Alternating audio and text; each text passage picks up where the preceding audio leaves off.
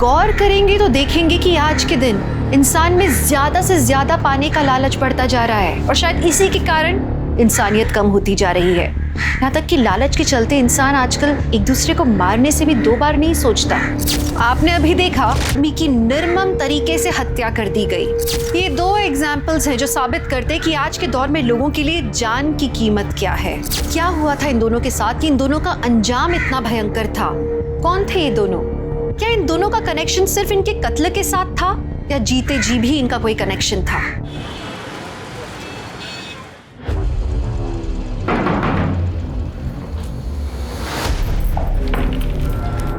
आ गई घर की याद? नहीं, काम बहुत था। सेठ ने दूसरे गांव भेजा था काम के सिलसिले में। झूठ। हमें सब पता है कि आप पूरा दिन क्या काम करते हैं। यहाँ घर में खाने को दाने नहीं है और साहब को अय्याशा करनी होती बात। तुम मुझ पर कभी यकीन क्यों नहीं करती? सच बोलोगे तो क्यों नहीं करूंगी यकीन मैं?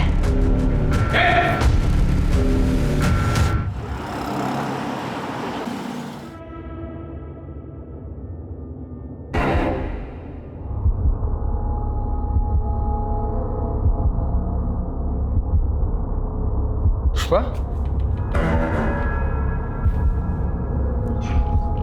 पुष्पा पगला गई हो क्या? हाँ, दरवाजा खोल के सो रही हो?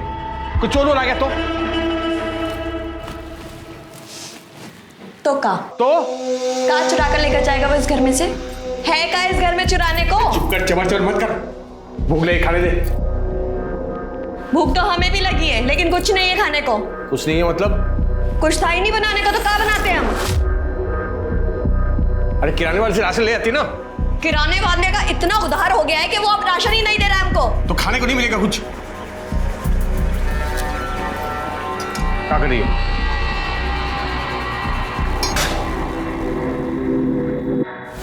पियो और सो जाओ। अब से ये ही मिलेगा जब तक तुम पैसे का इंतजाम नहीं करते हो। मजाक बना के रख दिया। मजाक तो तुमने हमारी जिंदगी का बना के रख दिया है।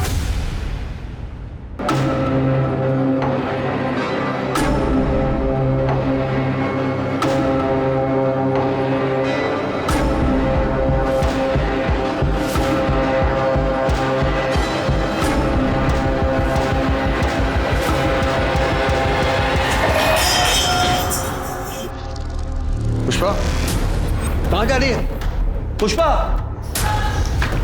पुष्पा, रुक! ए पुष्पा, रुक!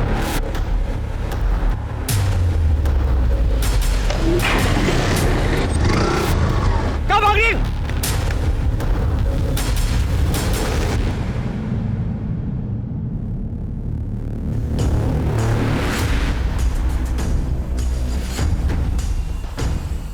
सर, गुमशुदगी की रिपोर्ट लिखवानी है सर। पुष्पा नाम है सर, 28 साल की है। 2 दिन हो गए सर गायब हुए। और आप कौन है? क्या लगता है इनके? सर ये जानने वाली बहन की तरह है सर। ये तो शादीशुदा लगती है। हाँ सर। तो इनके पति का है, वो क्यों नहीं आया कंप्लेंट लिखवाने? सर इनके पति का नाम लल्लन है। दिल्ली में छोटा सा बिजनेस है सर, तो चिलकाना और भुल्ली गांव आना जाना होता रहता है। वो यहाँ इसलिए नहीं आया क्योंकि पुष्पा ने लल्लन को छोड़ दिया है सर। वो सरपंच है ना सर, प्रताप यादव, भुल्ली गांव के, उनसे शादी करने वाली थी। लेकिन 2 दिन पहले मुझे रात को कॉल आया कि पुष्पा। हेलो हेलो अखिलेश, तुम हमें लेने आ सकते हो? अभी? हाँ अभी, जल्द से जल्द प्लीज। हुआ क्या है पर? अखिलेश, हमने फैसला किया है कि हम प्रताप यादव से शादी नहीं करेंगे। क्या हुआ? वो हम तुम्हें मिलने के बाद बताएंगे। प्लीज हमें लेने आ जाओ, 9 बजे तक आ जाओ। हाँ ठीक है, मैं इंतज़ार करता रहा सर, लेकिन वो आई नहीं। मैंने फ़ोन भी किया लेकिन फ़ोन अब तक बंद आ रहा है। अगले दिन मुझे दिल्ली जाना था तो मैं चला गया। वापस आने के बाद मैंने बहुत कोशिश की लेकिन वो ना ही प्रताप यादव के यहाँ है ना ही लल्लन सिंह के यहाँ। लेकिन ये प्रताप यादव की तो 2 दिन पहले शादी हो गई है ना? हाँ सर, किसी और से की। मैं ज़्यादा नहीं जानता सर, आप प्लीज़ पता लगाइए ना कि कहाँ है।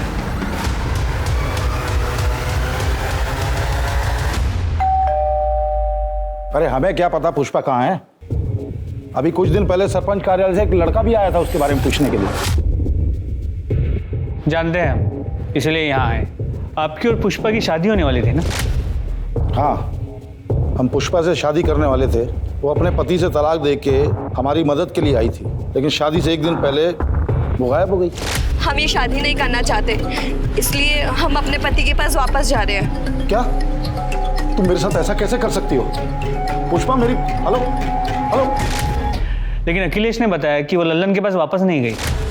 तो गई होगी कहीं। देखिए, पुष्पा ने जो भैया को बताया हमने आपको बता दिया। पता है उसकी वजह से हमें कितनी परेशानी हुई। शत्रु, नाक कटने की नौबत आ गई थी दरोगा जी हमारी। एक दिन बाद शादी थी, आसपास के तमाम गांव में निमंत्रण दिया हुआ था। वो तो भगवान की कृपा है कि शादी से एक दिन पहले हमें सपना मिल गई जिनसे हमारी शादी हुई, वरना कितनी बदनामी होती हमारी। लीजिए चाय पीजिए।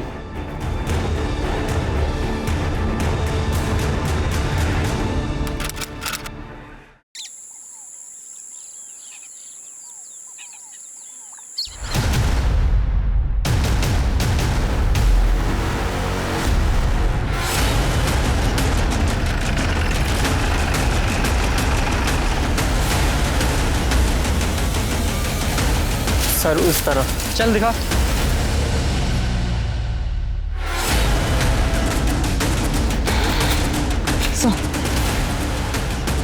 सर बॉडी को देख के इसकी उम्र तो नहीं बता सकते, लेकिन लड़की यंग ही होगी। सर ये कहना भी मुश्किल है कि ये मर्डर है भी या नहीं। पूजा, जरा इसका हाथ देख, ये अंगूठी निकालो इसका। शर्मा, तुम्हें याद है दिसंबर के महीने में हमारे थाने में एक औरत की मिसिंग कंप्लेंट दर्ज हुई थी? वो सरपंच जिसकी शादी होने वाली थी, जिसकी बीवी शादी से एक दिन पहले भाग गई थी, उस औरत की। तुम्हारे फोन में उसकी फोटो होगी। सर है, जरा जूम करो इसके हाथ पे, इसकी अंगूठी पे, और इस अंगूठी से मैच करो। एग्जैक्टली वही है। सर अंगूठी देख के तो ऐसा लगता है कि पुष्पा की है, पर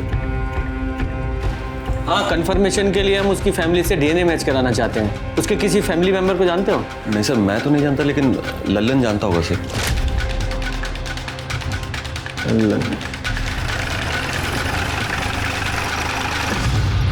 पुष्पा हमेशा पैसों के लिए झगड़ा करती थी मुझसे। कितनी बार तो खाना भी नहीं बनाती थी, मुझे भूखे पेट पानी पीकर सोना पड़ता था। 3 महीने पहले वो घर छोड़कर चली गई। बाद में पता चला कि वो भुल्ली गांव के सरपंच के वहाँ ठहरी हुई, और उसी सरपंच प्रताप यादव के साथ शादी करने वाली है। उसके बाद उसका क्या हुआ मुझे नहीं मालूम, और मैं जानने की कोशिश भी नहीं की। तो तुम्हारे कहने का मतलब ये है कि पुष्पा ने जब तुम्हारा घर छोड़ा उसके बाद से तुमने उससे कभी बात नहीं की? कसम से सर, कभी बात तक नहीं की मैंने उससे। अच्छा, झूठ बोलता है हमारे साथ। पुष्पा के कॉल रिकॉर्ड्स हैं हमारे पास। 13 दिसंबर की रात को उसने तुझसे फ़ोन पे बात की थी, उसके बाद वो गायब हुई है। हाँ सर, एक कॉल आया था मुझे। मैं हेलो हेलो बोल रहा था, लेकिन सामने से कोई आवाज़ नहीं आ रही थी, तो मुझे लगा कि कॉल अचानक कट गया। और फिर तेरी कोई बात नहीं, तूने कॉल बैक भी नहीं किया? हाँ, मैंने दोबारा कॉल नहीं किया, क्योंकि मुझे इस बात का गुस्सा है कि वो मुझे छोड़ कर गई है। लेकिन आप ये सब क्यों पूछ रहे हैं? क्या मिल गई क्या आपको? वो नहीं मिली है, लेकिन एक औरत की लाश मिली है। क्या? और हमें शक है कि वो पुष्पा की हो सकती है। लाश? शर्मा, जरा वो अंगूठी दिखाओ, जरा ये अंगूठी देखो और बताओ पुष्पा की है क्या ये? ऐसी अंगूठी पुष्पा भी पहनती थी। भी मतलब इस तरह की अंगूठी गांव की हर औरत पहनती है, मंदिर के बाहर बिकती है साहब। लेकिन ये पुष्पा की है या नहीं ये बता नहीं सकता सर। पुष्पा की फैमिली में कोई और भी है? कि फैमिली में सर एक भाई है, हरी शुक्ला, कानपुर में रहता है। नंबर दो उसका।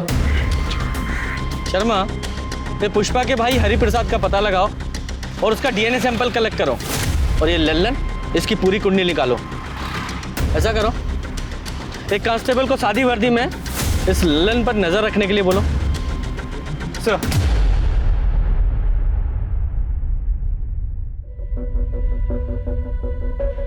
अब 1 महीने में हमारे फेरे भी हो जाएंगे।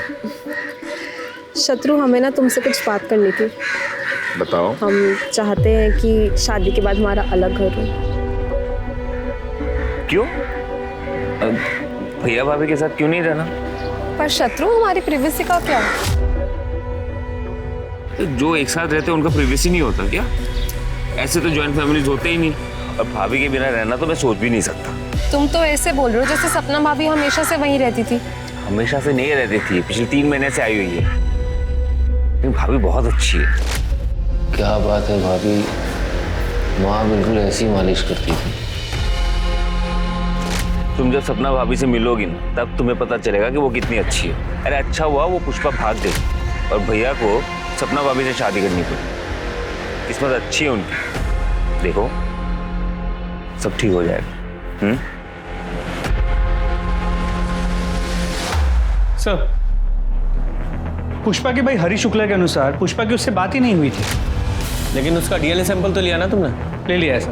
Very good. इस सैंपल को बॉडी के साथ टेस्टिंग के लिए लैब में भेज दो। सर कांस्टेबल अमन यादव का कॉल आया था। ललन गांव के बाहर भवानी मंदिर में शादी कर रहा है। अच्छा। ओम श्री सिद्धि विनायक स्वाहा, अष्ट विनायक स्वाहा, ओम गण गणपतये स्वाहा।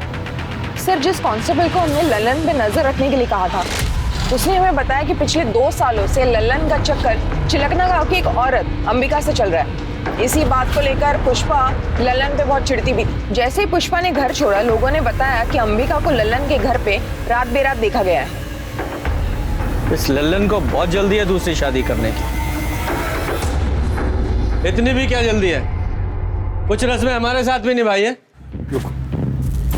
सर क्या हुआ सर? पुष्पा के होते हुए तुम दूसरी शादी कैसे कर सकते हो? तुम्हारी पत्नी है ना पुष्पा। लेकिन आप ही ने तो बोले थे कि पुष्पा मर चुकी है। ऐसा नहीं कहा था कि वो मर चुकी है, सिर्फ इतना कहा था कि क्या वो पुष्पा की बॉडी है, हमें शक है। कंफर्म नहीं किया था, लेकिन तूने तो कंफर्म ही कर दिया है।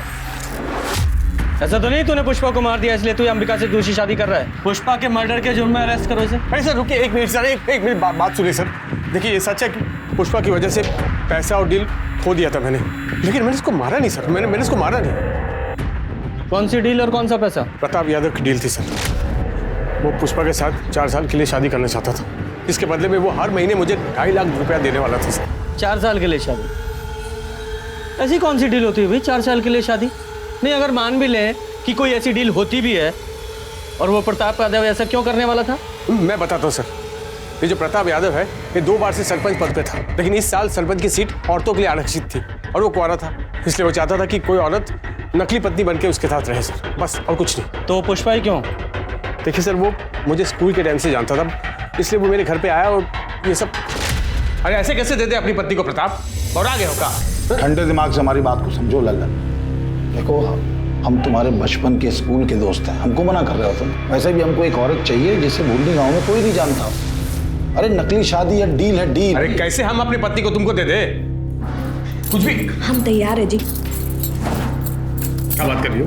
बोरा तो आप गए जो घर आई लक्ष्मी को मना कर रहे हैं। तो उसके लिए हमारी गृह लक्ष्मी को किसी गैर मर्द के साथ भेज दे, उसके साथ सुला दे क्या? अरे क्या बोल रहे हो? नकली शादी है, हाथ भी नहीं लगाएंगे पुष्पा को हम। अलग कमरे में रखेंगे उसको, बस पब्लिक के सामने हमारे साथ रहना पड़ेगा और सरपंची का काम सिखा देंगे इसको हम। बिल्कुल चिंता मत करो, हैं? हाँ बोलो। हम तैयार है प्रताप जी। बताइए कब करनी है नकली शादी? बहुत बढ़िया, ये हुई बात। पैसा अरे सुनो पकड़ो, आप प्रताप 1.5 लाख रुपए रखो पैसा। और सुनो, बस एक काम करना है कि 4 साल तक पुष्पा को फोन नहीं करोगे तुम। हाँ ठीक है, तैयारी करो। पुष्पा के अंदर पैसों का लालच भरा पड़ा था सर। पैसे को देखते ही नीयत खराब हो जाती थी उसकी। एक दिन पैसा लेकर भाग गए मेरे घर से सर। कहाँ भागी? किसके साथ भागी वो? कौन था वो आदमी? चेहरा ठीक से देख नहीं पाया, हेलमेट पहना हुआ था, लेकिन बाद में मालूम पड़ा कि वो प्रताप यादव के घर पे है, उसके साथ शादी करना चाहती है। तो अखिलेश ने तुझे यह नहीं बताया कि पुष्पा ने प्रताप के साथ शादी नहीं की है, वो वहां से भी भाग गई है? हाँ बताया था सर उसने, लेकिन वो यहाँ भी नहीं आई। शायद वो बाइक वाले के साथ भाग गई होगी। उसे वैसे भी मेरी नहीं पड़ी सर। मैं इसके बारे में क्यों सोचूं सर, और क्यों ना करूं मैं दूसरी शादी? बताइए मुझे। नहीं, कहानी तूने अच्छी सुनाई है। कहीं ऐसा तो नहीं है कि पुष्पा ने तुझे फोन किया हो कि मैं प्रताप के साथ शादी नहीं कर रही हूँ, अपने घर वापस आ रही हूँ? तुझे तो अंबिका के साथ शादी करनी थी तो तू डर गया। अरे अगर वो आ जाएगी तो इसके साथ शादी कैसे करेगा, इसलिए तूने उसे रास्ते से हटा दिया, सीधा मार ही डाला उसे। भुल्ली गांव के बाहर जो लाश मिली है वो पुष्पा की है ना? वहीं मारा ना तूने उसे? कसम से बोल रहा हूँ, मुझे नहीं पता, मैंने उसको नहीं मारा सर। वो तो हम पता लगा ही लेंगे कि किसने मारा है, जब तक केस सॉल्व नहीं हो जाता गांव के बाहर नहीं जाएगा तू। और हाँ, ये दूसरी शादी करने की भी जरूरत नहीं है, समझ गया? वरना तेरी बारात थाने से निकालूंगा मैं। कीजिए, इस प्लॉट को डेवलप कीजिए। बस ध्यान रखिएगा कि बीच बीच में फूलों के पौधे भी लगाने हैं। पब्लिक गार्डन प्रॉपर्टी है वो। ठीक है सरपंच जी, हो जाएगा। पेपर साइन हो गए? जी। ये लीजिए 5 लाख रुपए। पेपर दो।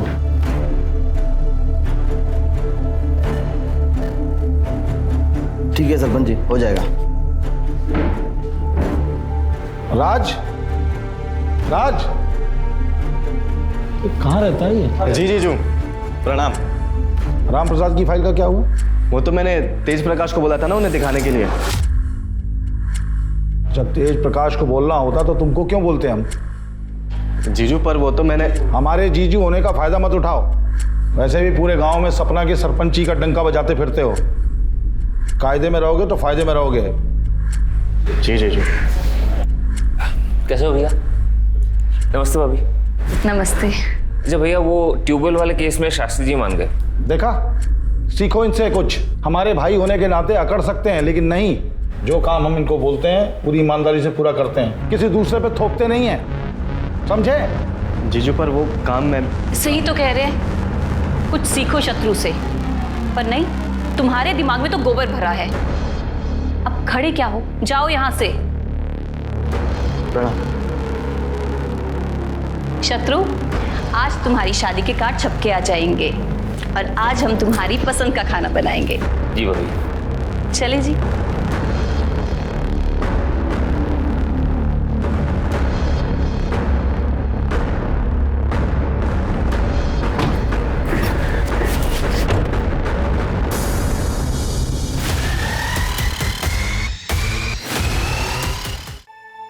अरे राज, अरे क्या कर रहे हो? नीचे उतरो, गिर जाओगे। आपको क्या फर्क पड़ता है? जाओ अपने पति और देवर को देखो। मैं तो नौकर हूं ना घर का। कैसी बातें कर रहे हो? चलो नीचे उतरो, नीचे उतरो। वो लोग आपको मिलके सिर्फ बेवकूफ बना रहे। आपको ये बात समझ नहीं रही है? सिर्फ रबर के स्टैंड की तरह इस्तेमाल कर रहे हैं जीजू आपका, और कुछ नहीं। ये कैसी बातें कर रहे हो? एक बात आप ही मुझे बताओ, महीने में लाखों कमाते हैं जीजू, उसका एक दहला भी देते हैं आपको? नहीं। अरे जरूरत पड़ने पर जब भी उनसे पैसे मांगे हमेशा दिए हैं ना उन्होंने। ये भीख के पैसे ना आपको अच्छे लगते होंगे, मुझे नहीं अच्छे लगते। और किस चीज के लिए पैसे मांगते हैं आप? घर गृहस्थी चलाने के लिए? उसके अलावा 1 रुपया भी मांगे आपने कभी ऊपर से? राज, अभी हमारी शादी को सिर्फ 2 महीने हुए हैं। अपने जीजू को थोड़ा सा वक्त तो दो ना, ताकि वो हम पे विश्वास कर पाए। दीदी आप गलत फहमी में, आप जो सोच रहे ना वैसा दिन कभी नहीं आएगा। अरे राज,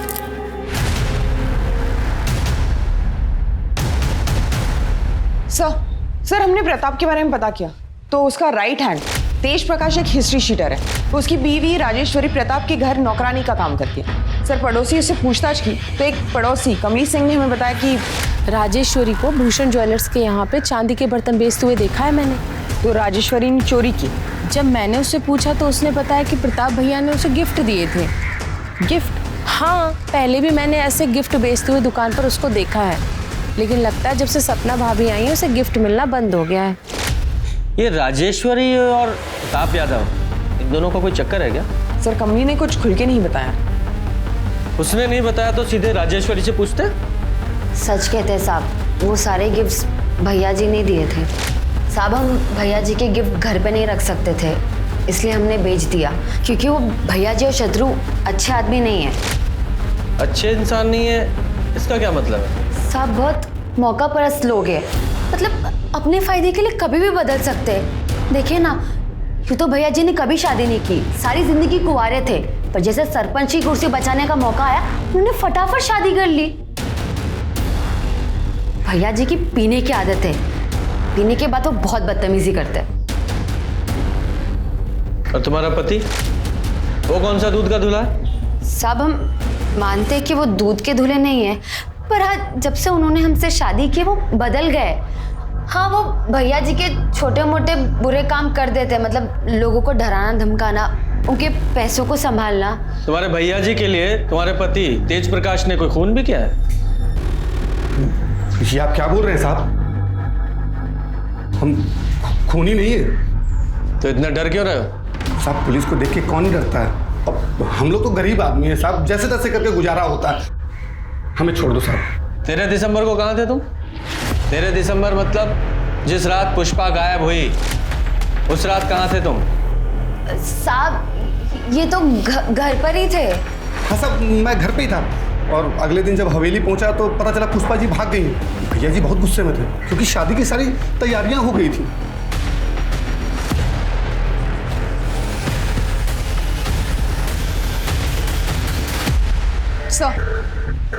सर डीएनए रिपोर्ट आ गई है। बॉडी का डीएनए पुष्पा के भाई हरी शुक्ला से मैच हो गया। तो मतलब साफ है बॉडी पुष्पा की ही है। सर और सर पोस्टमार्टम रिपोर्ट के हिसाब से पुष्पा की मौत 13 दिसंबर के रात को ही हुई थी। और इस अखिलेश ने हमें बताया था कि पुष्पा का 13 दिसंबर की रात को 8 बजे फोन आया था और 9 बजे दोनों मिलने वाले थे, लेकिन पुष्पा अखिलेश से मिलने पहुंची ही नहीं। मतलब तब तक वो मर चुकी थी। सवाल तो वहीं का वहीं है कि उसे मारा किसने। सर लल्लन? मुझे नहीं लगता। मैंने लल्लन और अंबिका की मोबाइल की लोकेशन चेक की। उस रात दोनों की मोबाइल की लोकेशन ना तो जंगल के पास की थी और ना ही भूलनी गांव। दोनों की लोकेशन लल्लन के घर के पास की ही थी। लेकिन ये भी तो हो सकता है लल्लन ने पुष्पा को मारने के लिए किसी को सुपारी दी हो, क्योंकि पुष्पा न सिर्फ किसी और की बीवी बनने के लिए तैयार हो गई थी, बल्कि लल्लन ने जो डील का पैसा एडवांस में लिया था 1.5 लाख रुपया, वो भी लेकर भाग गई थी। इस लल्लन के पास पुष्पा को मारने का सबसे स्ट्रॉन्ग मोटिव है। इसे अरेस्ट करो।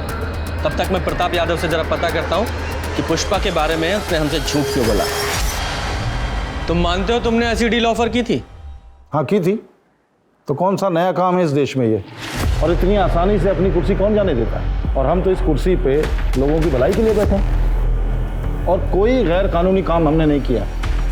लल्लन को अच्छे खासे पैसे का वादा किया था, 1.5 लाख रुपए एडवांस दिए थे और वो पुष्पा तो खुद हमारे दरवाजे पे आई थी, शादी करने के लिए तैयार थी। एंड टाइम पे धोखा दे दिया उसने। उसने धोखा दिया, मार दिया उसे।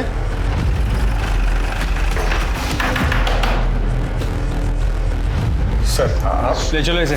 लेकिन क्यों सर? मैंने क्या किया सर? पुष्पा का मर्डर। एक मिनट सर, मैंने पुष्पा को नहीं मारा सर। आप प्रताप और शत्रु से पूछे ना, उन्होंने मारा होगा सर।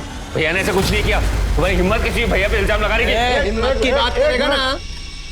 एक मिनट इंस्पेक्टर साहब, हमने कहा ना कि पुष्पा की मौत से हमारा कोई लेना देना नहीं है। क्या हुआ था उस रात? देखिए हम पुष्पा से मिलने उसके कमरे में गए तो पुष्पा हमें नहीं मिली। तो पूरे घर को ढूंढा हमने, वो कहीं नहीं मिली। फिर बाद में पुष्पा का फोन आया, उसने बोला कि वो हमसे शादी करने को तैयार नहीं है, इसलिए घर छोड़ के गई है। उस रात तुमने पी रखी थी? ये कैसा सवाल कर रहे हैं आप? हमने सुना है तुम रोज पीते हो और पीने के बाद जरा ज्यादा ही तरन्नुम में आ जाते हो और बदतमीजी करने लगते हो सकता है उस रात तुमने उसके साथ बलात्कार करने की कोशिश की, उसने विरोध किया तो मार डाला उसे। क्या बकवास कर रहे हो? एक मिनट इंस्पेक्टर साहब, बात कर रहे हैं ना हम। आप हाथ क्यों चला रहे हैं? हम मानते हैं कि हम रोज शराब पीते हैं, लेकिन हम किसी औरत के नजदीक नहीं जाते, यहां तक कि हम किसी को छूते तक नहीं है। चाहे तो आप सपना से पूछ लीजिए। अपनी पत्नी को भी नहीं छूते? देखिए हम पराई औरत के बारे में बात कर रहे हैं।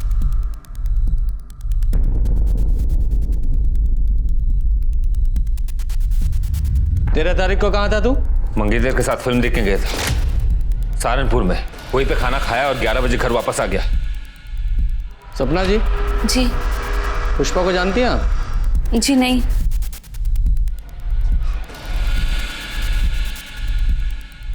राजेश्वरी को आप बड़े महंगे तोहफे देते हैं।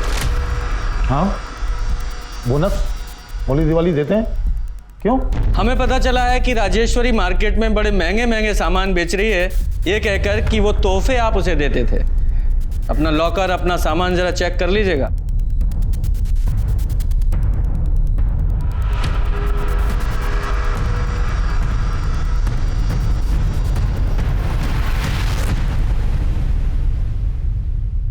सर राजेश्वरी के अनुसार प्रताप पीने के बाद कंट्रोल में नहीं रहता था।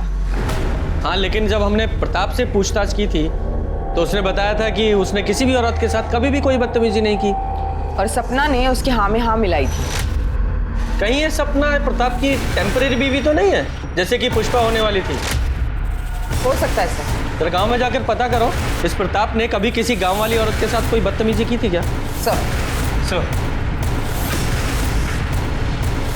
मैडम, वो तो किसी औरत की तरफ नजर उठाकर देखते तक नहीं थे। मुझे बहुत गर्व है कि मेरा बेटा प्रताप भैया जी को अपना आदर्श मानता है। अरे गांव वालों के हिसाब से ये प्रताप यादव भगवान के समान है, तो इस राजेश्वरी ने हमें कौन से प्रताप के बारे में बता दिया? शत्रु और हमने पूरे घर के सामान को चेक किया। ये रही वो लिस्ट जो तुमने पिछले कुछ दिनों में चुराई है।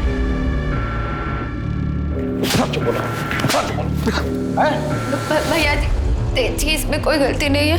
ये सारा सामान हमने चुराया था पैसों के लिए। हमें माफ कर दीजिए भैया जी। दोबारा अपनी शक्ल मत दिखाना, मैं निकल जाओ। तुम भी जाना चाहते हो? भैया जी, हमारी बीवी की गलतियों को माफ कर दीजिए भैया जी। आप जैसा मालिक हमको कहाँ मिलेगा भैया जी? हम आपको छोड़ के कहीं नहीं जाएंगे भैया जी, बस हम यही रहेंगे। हम आपको छोड़ के नहीं जाएंगे भैया जी। प्लीज हमको माफ कर दीजिए भैया जी। भैया जी माफ कर दीजिए। बोलो। सर, हो सकता है प्रताप में कोई कमी ना हो, लेकिन ये नई सरपंच सपना यादव, उसके बारे में ऐसे नहीं कह सकते, क्योंकि प्रताप से पहले उसकी शादी अमर शर्मा नाम के एक आदमी से हुई थी। ठीक है, अमर और सपना इन दोनों से अलग अलग बात करते हैं। हाँ सर, मैं ही हूँ सपना का अभागा पति अमर शर्मा। अभागा? अरे अपनी बीवी को छोड़ दिया, फिर भी खुद को अभागा बता रहे हो? नहीं सर, मैंने उसे नहीं छोड़ा, उसी ने मुझे छोड़ दिया। जैसे उसे पता चला कि वो प्रताप किराए की बीवी के साथ सरपंच की कुर्सी भी दान पे दे रहा है, उसने मुझे छोड़ दिया। प्रताप को कैसे जानते हो तुम? सब प्रताप कभी मेरा दोस्त हुआ करता था, लेकिन जैसे उसे पता चला कि मैं कंगाल हो गया हूं तो उसने मुझसे दोस्ती खत्म कर दी। लेकिन सपना बीच में आ गई। उसने बिना किसी शर्त के उसकी बात मान ली और मुझे छोड़ दिया। तो और क्या करती सर, दूसरे आदमी से शादी करना ही बेहतर था बजाय अपनी जान लेने के। अमर को शराब पीने की बहुत बुरी लत है। रोज शराब पीने के बाद वो मुझे मारता पीटता था। मैं तो अपनी ज़िंदगी ख़त्म कर देना चाहती थी।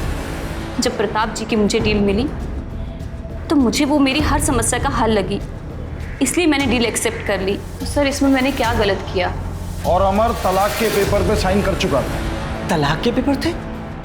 नहीं सर, वो तलाक के पेपर कैसे हो सकते हैं? वो प्रताप ने तो मुझे बोला था कि वो डील के पेपर थे। सर, मैं बहुत पढ़ा लिखा नहीं हूँ, मुझे नहीं पता कि उन कागजों में क्या लिखा था। और प्रताप ने मुझसे बोला भी था कि वो पेपर मुझे वापस लौटाएगा, लेकिन नहीं लौटाया उसने। और ऐसा कोई एग्रीमेंट साइन नहीं हुआ था। और रही बात तलाक की, तो उसका फैसला 1-2 दिन में आ जाएगा। आप लोग चाहें तो तहसीलदार के ऑफिस में जाके पता कर सकते हैं। और आज के बाद हमारी गैर मौजूदगी में हमारी पत्नी से बातचीत करने मत आइएगा। आप लोग जा सकते हैं, प्लीज।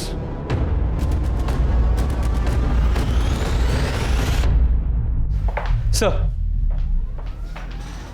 10 तारीख की रात पुष्पा जिस बाइक पे भागी थी, कहाँ भागी? वो बाइक पुष्पा को पिक करने से पहले एक गैराज में रुकी थी। वो गैराज बाईपास रोड पे था, वहाँ एक सीसीटीवी कैमरा था। और सर, उस आदमी ने अपना हेलमेट उतारा था। सर देखिए वो आदमी कौन है। ये तब से हमें बेवकूफ बना रहा है। लेके आओ इसे। तुम्हारी लोकेशन रिकॉर्ड के हिसाब से पहले उस रात तुमने अपनी बाइक का पंचर बनवाया, फिर पुष्पा को पिकअप किया, उसे प्रताप के घर छोड़ा, उसके बाद तुम अपने घर चले गए। सही कहा मैंने? सर, मैं मानता हूँ कि उस रात घर से भागने में पुष्पा की मदद मैंने की थी। ए रुक पुष्पा! दरअसल क्या हुआ था सर कि पुष्पा को लल्लन और अंबिका के रिश्ते के बारे में मालूम चल गया था। वो बहुत डरी हुई थी सर अपने भविष्य को लेके, इसलिए उसने सोचा कि क्यों ना 4 साल के लिए प्रताप की बीवी बन जाए। और वो पैसे सर जो उसकी डील के थे वो उसने लिए थे घर से। सर, मैंने ही उसे प्रताप के घर छोड़ा था। 2 दिन बाद उसका फिर से फ़ोन आया और उसने मुझे बुलाया, जैसा कि मैंने सर आपको बताया भी है कि मैं वहाँ गया था। जरा अच्छे से याद करके बताओ, उस रात पुष्पा ने फोन पर तुमसे क्या कहा था? हेलो अखिलेश, हम प्रताप यादव से शादी नहीं कर सकते। क्या हुआ? यहाँ की नौकरानी राजेश्वरी को हमने चोरी करते हुए पकड़ा। बहुत हंगामा हुआ और उसके पति तेज, उसने हमें चाकू दिखाकर धमकाया, कहने लगा कि हम अपना मुंह बंद रखें। तुम ठीक तो हो? हाँ, हम ठीक है। तुम बस 9 बजे तक आ जाओ, बाकी बातें हम मिलकर बताएंगे। हाँ ठीक है सर, मैंने आपको बताया तो, मैं वहाँ गया था, मैं इंतज़ार कर रहा था, लेकिन पुष्पा वहाँ आई नहीं। मैंने फ़ोन भी लगाया लेकिन फ़ोन नहीं उठाया सर उसने। नहीं, ऐसा भी तो हो सकता है कि तुम झूठ बोल रहे हो। पुष्पा सचमुच तुम्हारे पास आई हो, तुमने उसे शादी के लिए प्रपोज किया, उसने मना कर दिया तो गुस्से में आकर उसे मार दिया। क्यों नहीं हो सकता? सर आप ये क्या बोल रहे हैं? पुष्पा को बहन मानता था मैं। शक के बिना पर पुलिस ने अखिलेश को कस्टडी में रखा, लेकिन अभी तक पुलिस को यह समझ नहीं आ रहा था कि पुष्पा का कातिल कौन था और उसने कत्ल किया क्यों। लल्लन के पास मोटिव था तो प्रताप और अखिलेश के पास भी अपने अपने कारण थे पुष्पा को मारने के लिए। लल्लन ने कस्टडी में यह माना कि उसने पुष्पा के बारे में गलत कहा था। पुष्पा दरअसल प्रताप की डील पे कभी हाँ कहना ही नहीं चाहती थी। पर लल्लन ने उस पर दबाव डाला और उसने खुद प्रताप से एडवांस लिया। राजेश्वरी ने कबूला कि उसने प्रताप के कैरेक्टर के बारे में झूठ कहा था पुलिस से। वो खुद सरपंच बनना चाहती थी, इसलिए उसने प्रताप को ऑफर किया था उसकी टेम्पररी बीवी बनने के लिए। लेकिन बजाय उसे चुनने के पहले प्रताप ने चुना पुष्पा को और फिर सपना को। पुलिस कश्मकश में थी कि क्या वाकई प्रताप निर्दोष है।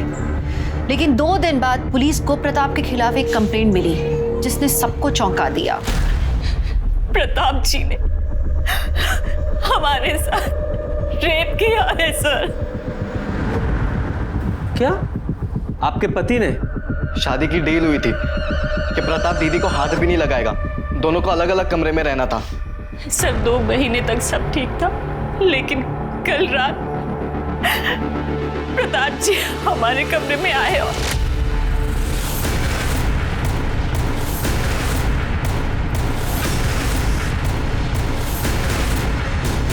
क्या कर रहे हैं आप? अरे छोड़िए। झूठ बोल रही हो सपना, दिमाग चल गया उसका। तो तुमने सपना के साथ जबरदस्ती नहीं की? जी बिल्कुल नहीं।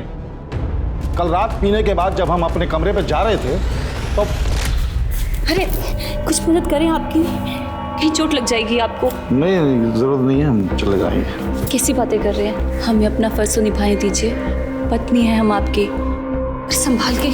Thank you, thank you, thank you. अरे अरे ये क्या कर रही हो तुम?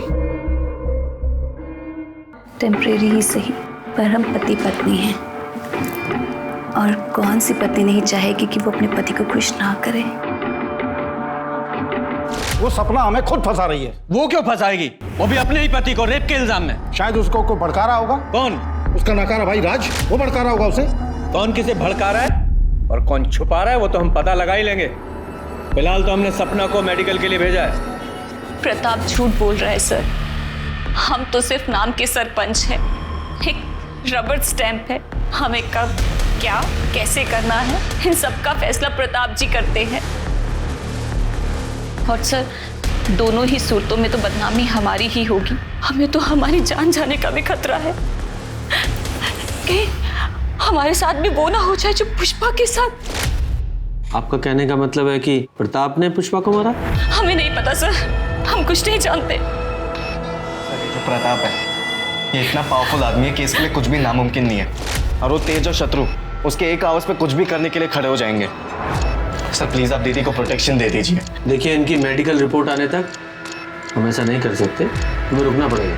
सर पर दीदी सरपंच है, आप इतना तो कर ही सकते हैं। रहने दो राज, पुलिस को अपना काम करने दो, तब तक हम अपनी रक्षा खुद ही करेंगे। Thank you, sorry. Medical report से ये पता चला कि सपना सेक्सुअली एक्टिव थी, लेकिन रेप का कोई साइन नहीं मिला। तो या तो इसका मतलब ये था कि ये रिश्ता दोनों की रजामंदी से हुआ, या फिर सपना ने खुद को सरेंडर किया प्रताप के आगे डर के मारे। तो क्या सपना के साथ मैरिटल रेप हुआ था, जो असल में एक शादी थी ही नहीं, सिर्फ 4 साल की डील थी। पुलिस प्रताप को लेकर एक और बार कंफ्यूज हो गई थी, क्योंकि एक सपना प्रताप के खिलाफ फिर से कंप्लेंट लेके पहुंची कि प्रताप ने उसे मारने के लिए गुंडे भेजे थे जब वो सरपंच ऑफिस से निकलकर घर वापस जा रही थी। सपना ने जहां एक तरफ अपनी चोट के निशान पुलिस को दिखाए, वहीं दूसरी तरफ ये भी बताया कि गुंडों ने उसे प्रताप की बदनामी न करने की हिदायत दी थी, और उनमें से एक की आवाज तेज प्रकाश जैसी थी। अरे हमने कोई रेप, कोई अटैक नहीं किया इनके ऊपर। और हम कल पूरी शाम भैया जी के साथ ही थे, तो हम कैसे अटैक कर सकते हैं? सर ये तो एक दूसरे का ही साथ देंगे ना। कमीनी आसान शांत खड़ा रहे, ज्यादा गर्मी मत दिखा वरना यही ठंडा कर दूंगा। आधा कुर्सी के लिए ये सब डील मत करो, आपने मेरी एक नहीं सुनी। अभी देखिए भैया आपको कभी चोट नहीं पहुंचा सकते, लेकिन आपकी हालत मुझसे देखी नहीं जा रही। मेरे तरफ से जो कुछ भी होगा ना मैं करूंगा।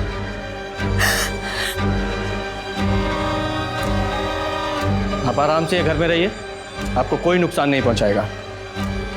अगर किसी ने भी ना आंख उठा के देखा या इनकी कंप्लेन आई तो अंजाम बहुत बुरा होने वाला है, समझ गया?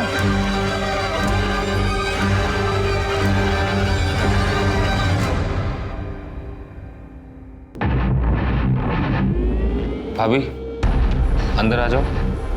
हाँ आ जाओ। ये दवाई लेके आया था मैंने, आपके दर्द में आराम मिल जाएगा, लगा दूं?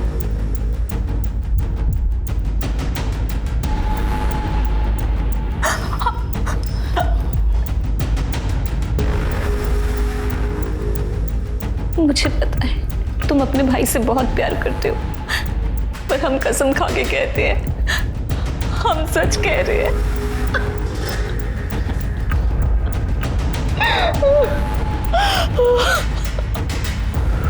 भाभी प्लीज रोइए मत।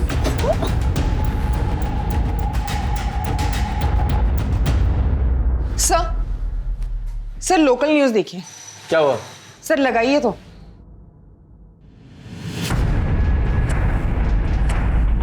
हमारे पति प्रताप जी ने हमारे साथ जबरदस्ती की और फिर अपने गुंडों और तेज प्रकाश को भेजकर हमें धमकाया, पर इससे भी उनका मन नहीं भरा। अभी 2 दिन पहले उनके छोटे भाई शत्रु ने हमारे साथ जबरदस्ती की।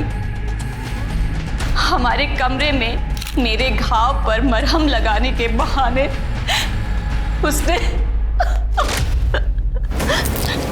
शत्रु, ये क्या कर रहे हो? हटो! और जब हमने प्रताप जी को शत्रु जी के बारे में बताया तो उन्होंने फिर गुंडे भेजकर हमें मारा पीटा और कहा कि पुलिस के पास हम ना जाएं। पर हम पुलिस के पास जाकर करते भी तो क्या करते, क्योंकि हम गए थे पुलिस के पास, पर हमें उनसे कोई मदद नहीं मिली। हमारी सुरक्षा के लिए एक कांस्टेबल तक नहीं दिया। मैं डॉक्टर शहीद हूँ। सपना जी के बाएं हाथ में काफ़ी गहरी चोट आई है, जिसकी वजह से हमें प्लास्टर लगाना पड़ा।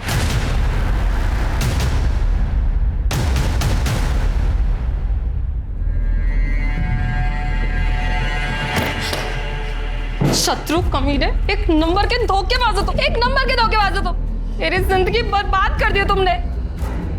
जब तुम सपना भाभी की तारीफ करते थे, जब तुम कहते थे कि तुम उनसे प्यार करते हो, मैंने कभी नहीं सोचा था तुम इतने घटिया इंसान होगे। बेटा तुम नहीं, आप तो प्लीज रहने दीजिए, आप बीच में ना ही बोलिए। वैसे भी किसी रेपिस्ट से मैं शादी नहीं कर सकती, तो आप भूल जाइए। इस घर की कभी बहू बनूंगी मैं। ये रिश्ता मैं तोड़ती हूँ। शक्ल मत दिखाना कभी अपनी। पिंकी, शत्रु चिंता मत करना है, हम सब ठीक कर देंगे। बिल्कुल चिंता मत करना, अभी बात करते हैं। तेज, कहाँ हो तुम? अभी का भी निकलो। क्या बोल रहे हैं हम? अभी का भी निकलो। उस औरत ने जो भी इल्जाम लगाए हमारे खिलाफ, सबका सब करो उसके साथ। उसे मारो, उसे चोट पहुंचाओ, खत्म कर दो उसको। क्या कहा हमने? निकलो तुरंत। मुझे इस प्रताप से फिर से बात करनी होगी। तुम जाके तेज का पता लगाओ। सर, क्या था?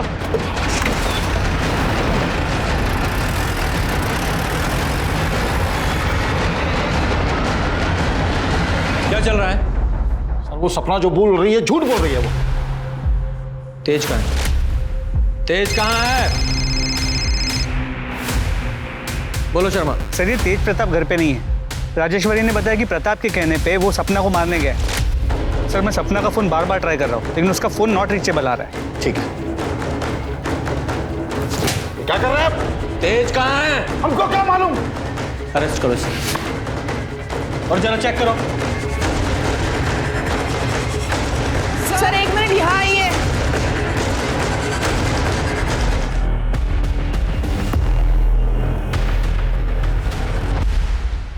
मैंने सपना भाभी को कभी बुरी नजर से नहीं देखा। वो तो मेरे लिए मां समान थी। उनकी गलत इल्जाम ने मेरी जिंदगी बर्बाद कर दी। मैं फिर भी लड़ने के लिए तैयार था। पिंकी ने मुझसे रिश्ता तोड़ दी। अब मेरे लिए जीने का कोई मतलब नहीं है भैया, मुझे माफ कर दो। शत्रु, क्या किया तूने यार? छोड़ो मारे उसका बेटे को। मैं आप शांत हो जाओ। मार डालूंगा उसको। तुम्हारी फीलिंग समझता हूं मैं, लेकिन सॉरी, तुम्हें हमारे साथ चलना पड़ेगा। लेके चलो। बॉडी को पोस्टमार्टम के लिए भेजो और ये एविडेंस बैग में डालो। स्मिता जी आओ।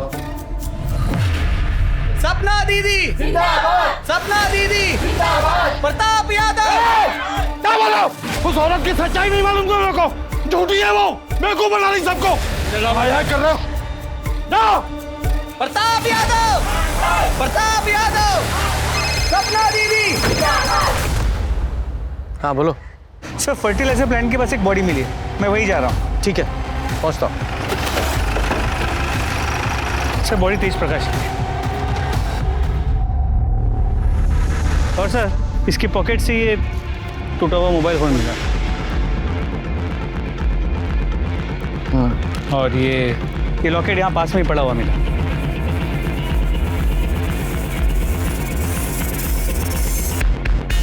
शर्मा, इस जगह का डम डाटा निकलवाओ। 13 दिसंबर का रात 7 बजे से रात 11 बजे तक का डम डाटा निकलवाओ, वहां जहां पुष्पा की लाश मिली थी। क्योंकि ये लॉकेट मैं पहचानता हूं किसका है। तेरा ये लॉकेट तेज की लाश के पास मिला हमें, और तेरे फोन की लोकेशन भी वहीं की थी। और यही नहीं, 3 महीने पहले जिस जंगल में पुष्पा की लाश मिली, वहां भी तेरे फोन की लोकेशन उसी समय की दिखा रहा है। बोल क्या कहना तुझे?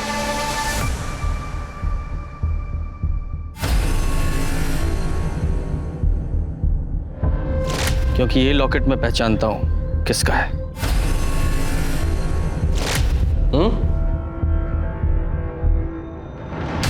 सोच लो, अभी भी टाइम है। सच्चाई बताओगी या फिर ये जो तेरा नाटक है वो सच्चाई में बता? बता। पहले तो ये बता कि तेज प्रकाश को क्यों मारा तूने? क्योंकि वो तुझे मारने आया था। बताती हूँ। बोलो। तेज प्रकाश ने हमें बात करते हुए सुन लिया था। पुष्पा को मारकर सरपंच की कुर्सी पर बैठने का प्लान तो हमारा पूरा हो गया, लेकिन हम अभी भी एक रबर स्टैंप हैं। इन दोनों भाइयों के ऊपर रेप का इल्जाम लगा के हमें गांव वालों से भर भर के सहानुभूति मिल रही है। तुम देखना, वो दिन दूर नहीं, सत्ता की बागडोर हमारे हाथ से दूर नहीं, और ये दोनों भाई अब जेल में सड़ेंगे। और अभी पुलिस भी इन्हें जल्दी गिरफ्तार कर लेगी। हमने सब सुन लिया है। लोगों ने जो कुछ भी भैया जी के लिए किया ना, उसके लिए जिंदगी भर जेल में सड़ोगे। रुको, मैं भी पुलिस को बताता हूँ। राज, पकड़ो उसे।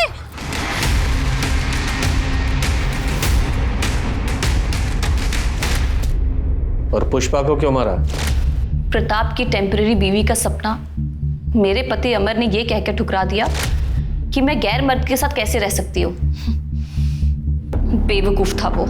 लेकिन जब मुझे पता चला कि पुष्पा प्रताप की बीवी बनने वाली है और पुष्पा प्रताप के घर में है, तो मैं पुष्पा से मिलने उसके घर पर गई। मुझे पता था प्रताप हर शाम को शराब पीता है। जब मैं वहां पहुंची तो मैंने क्या चल रहा है? हमने राजेश्वरी को चोरी करते हुए देखा है। अपनी आंखों से देखा हमने। बोली भैया जी खुद चोरी करते हैं। कब? दोहराओ। चलो निकलो यहाँ से। आओ।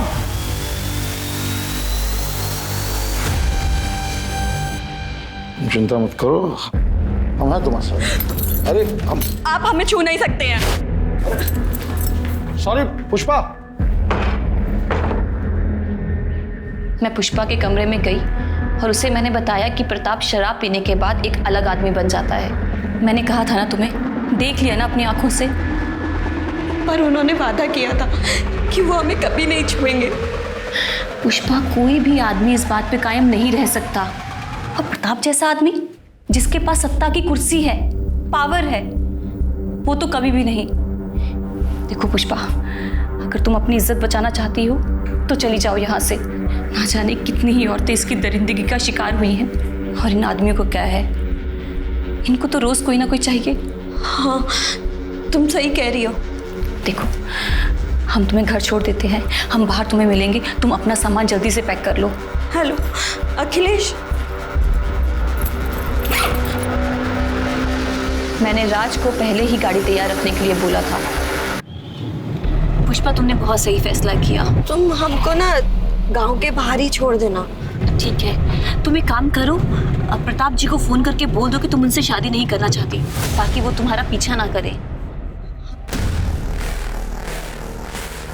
हेलो, हम बोल रहे हैं, हम ये शादी नहीं करना चाहते, इसलिए हम अपने पति के पास वापस जा रहे हैं। क्या?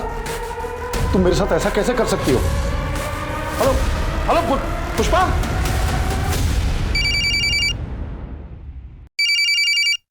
अरे ये क्या कर रही हो? लल्लन को कॉल कर रहे हैं, उन्हें बता तो दें कि हम गांव वापस आ रहे हैं। अरे नहीं।